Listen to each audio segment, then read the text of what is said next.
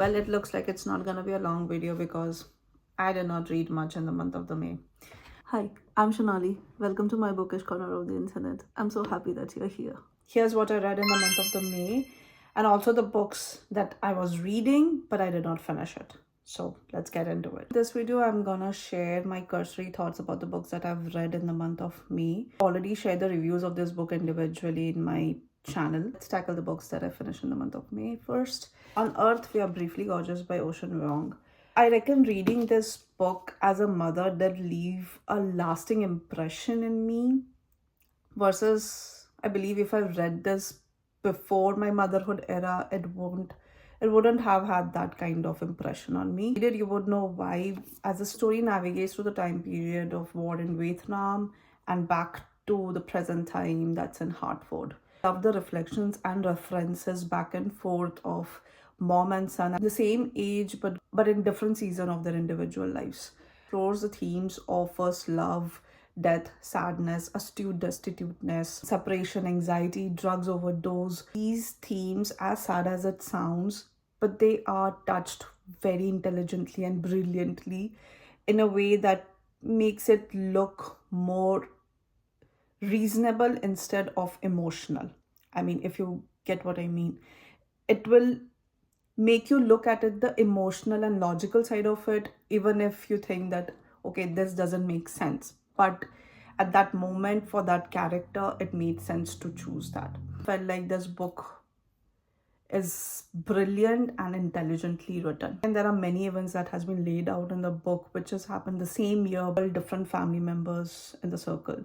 If you're up for some roller coaster ride of emotions, you're looking for something deep, emotional awakening, read this book. It comes with a disclaimer that it is gonna make you feel that despondent, that despair once you're done reading this. By the time I was done reading this, I was finished. And the book that I read was East of Eden on this Kindle, but for some reason it's not opening the cover page. But yeah, East of Eden by John Steinbeck. I was engrossed in this. I mean, after reading this and coming back to this, it felt like very natural to me. Being On Earth, We Are Briefly Gorgeous, I was kind of looking for something to cheer me up. So for that, East of Eden, John Steinbeck came to my rescue. There are parts in this book that will make you feel sad, but mostly psychological part of how human beings are, how does the brain work, how in general we as humans are same yet different on many degrees and levels. In overall theme, that would be it. Characters are beautifully drawn out. You would feel that all sorts of emotions are ebbing out of you. The most beloved character for me in this book was Sam. There were scenes in this book that felt like I'm just having a coffee chat with Sam. It felt so surreal. Might feel like there's a lot of pages, it has length to it, but the depth in it will make the reading go seamless. Pick it up and it won't be a task for you to read this. It will just keep flowing, like the pages are like flipping. Let's tackle the books that I picked up but I did not finish it. Was in the Sky by Elif Shafak. The book was not doing it for me.